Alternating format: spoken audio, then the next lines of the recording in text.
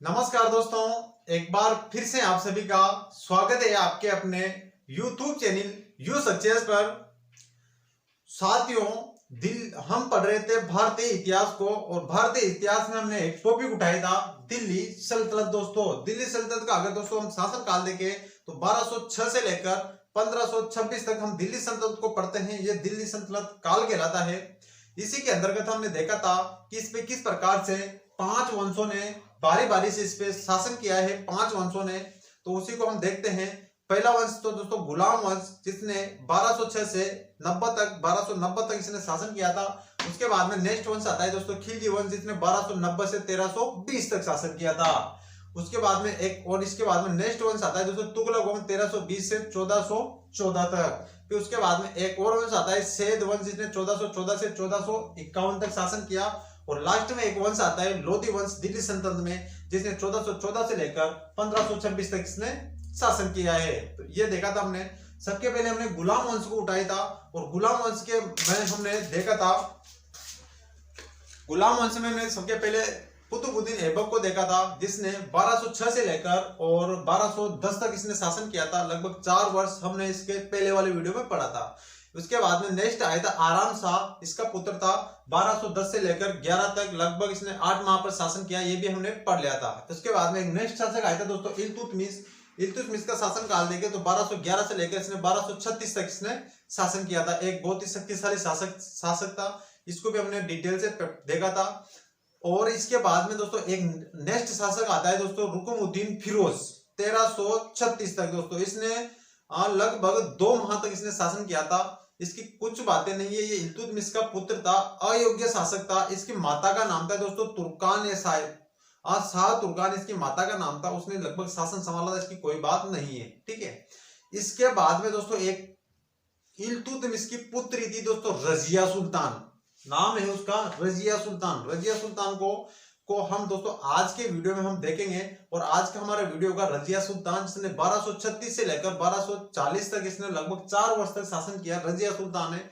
और इसके पहले के जो वीडियो दोस्तों आपने अगर नहीं देखे तो नीचे डिस्क्रिप्शन में उसका लिंक है, आप वहां पर जाएं और उसको जरूर देखें दोस्तों। और शुरू करने से पहले दोस्तों आप सभी से एक रिक्वेस्ट है कि आप चैनल पे नए हैं तो चैनल को सब्सक्राइब करना न भूलें दोस्तों। तो शुरू करते हैं दोस्तों हम रजिया सुल्तान 1236 से लेकर और 40 तक। दोस्तों रजिया सुल्तान की अगर बात करें तो ये भारत की प्रथम और अंतिम महिला सुल्तान थी।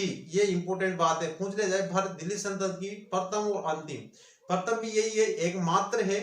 अंतिम महिला सुल्तान है तो वो है दोस्तों रजिया सुल्तान, ठीक है। किसकी पुत्री है ये? इल्तुतमिश की पुत्री है दोस्तों। इसकी माता का नाम है तुर्कान खातून या दोस्तों कुतुब बेगम कह सकते हो आप। तुर्कान या खातून या तुर्कुम बेगम इसकी माता का नाम है। इस प्रकार से जैसे ही ये शासक बनी, दिल्ली की सुल्तान बनी, तो इसने भी इस प्रकार से जो पर्दा प्रथा होती है उसको त्याग कर और इस प्रकार से पुरुषों के वस्त्र पहनकर, और चोगा बोलते हैं दोस्तों काबा को, और वो चोगा पहनकर, कुल्हा बोलते हैं दोस्तों टोपी को, कुल्हा, काबा और कुल्हा पहनकर, और इस प्रकार से राज दरबार में ये खुले मुंह आने लग गई थी दोस्तों। तो ठीक इस प्रकार से इसने शासन संभाला। कहते हैं कि दोस्तों एक व्यक्ति था जामुद्दीन चाकूस, एक व्यक्ति था दोस्तों जामुद्दीन चाकूस। ये इस प्रकार से जो गुड़शाला होती है, घोड़ाशाला होती है दोस्तों, उसी का ये कहते हैं कि घोड़ाशाला का ये एक अध्यक्ष था दोस्तों। किसका? गुड़शाला का ये अध्यक्ष था। ये इसको घुड़सवारी सिखाता था। कौन? जामुद्दीन चाकूस इसका नाम है दोस्तों। ये उसका इस प्रकार से अध्यक्ष था। तो कहते हैं कि जो इस प्रकार से इसको घुड़सवारी सिखाता था, तो उसी समय इसको रजिया सुल्तान को जामुद्दीन चाकूस के साथ कुछ इस प्रकार से प्रेम संबंध हो जाता है। और इस बात की पता चलता है, इसका भाई था दोस्तों एक बारहम शाह नाम का इसका एक भाई था। उसने उसके प्रकार से पता चलता है उसको, तो कहते हैं कि उसने इस प्रकार से उसके खिलाफ एक विरुद्ध उसके एक संगठन बनवाया, और इस प्रकार से कहते हैं कि उसके विरुद्ध एक इस प्रकार से खिलाफ किया दोस्तों, ठीक है। इसके बाद में कहते हैं कि दोस्तों इसके समय, रजिया सुल्तान के समय 2 प्रसिद्ध विद्रोह हुए थे, जिसका एक विद्रोह है दोस्तों लाहौर विद्रोह 1240 में होता। शासक था दोस्तों कबीर खां। लाहौर का उस समय शासक था कबीर खां। 1240 में विद्रोह आता, तो इस समय ये एक तो ये विद्रोह है, एक है दोस्तों भटिंडा का विद्रोह, ये भी 1240 में होता भटिंडा। और भटिंडा का उस समय शासक था दोस्तों अल्तुनिया। अल्तुनिया भटिंडा का शासक था, और भटिंडा का शासक अल्तुनिया इस प्रकार से कहते हैं कि रजिया सुल्तान को अपने साथ कहाँ ले गया था, भटिंडा ले गया था, और वहां पर इसको बंदी बना लिया गया था। कहते हैं किसी प्रकार से, या तो कहते हैं कि रजिया सुल्तान ने जो शासक था अल्तुनिया भटिंडा का, उसके साथ अपना इसने विवाह कर लिया था। अब ये तो पता नहीं कि वो विवाह क्यों किया था, क्योंकि हो सकता है कि वहां से उसके बंद खाने से छूटने के लिए किया होगा, या किसी भी प्रकार से किया होगा, लेकिन उसके साथ विवाह का प्रमाण मिलता है। उसके बाद में जब ये वहां से वापस लौट रही थी 1240 में, तो कहते हैं दोस्तों एक स्थान है खेतल हरियाणा में पड़ता है। 1240 में, अक्टूबर 1240 की बात है, खेतुल हरियाणा में इसकी कहते हैं कि यहाँ पर उसकी मृत्यु हो गई थी। उसके बाद में जो दिल्ली का नया सुल्तान बनता है, उसका नाम है दोस्तों बहराम शाह, क्योंकि 1240 में इस प्रकार से शासन बना, और इसने लगभग 42 तक 2-1 वर्ष इसने शासन किया था।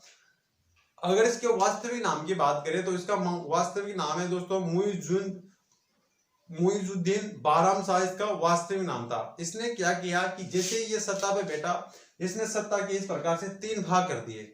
एक तो होता है दोस्तों 3 भागों में बांटा, एक तो होता है दोस्तों सुल्तान, एक होता है वजीर, और एक होता है दोस्तों नायब।